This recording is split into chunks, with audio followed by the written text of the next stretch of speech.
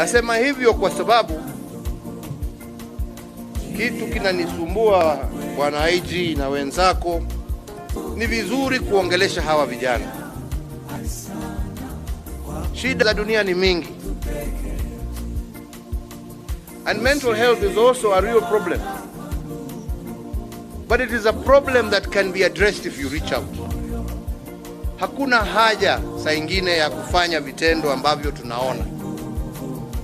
Bunduki yako ni ya kulinda maisha, sio ya kuchukua maisha. Na mimi nataka niwahakikishie vijana,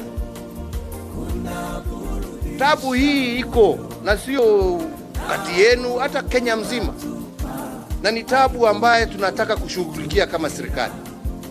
Lakini haswa kwenu nyinyi, na waomba na wasii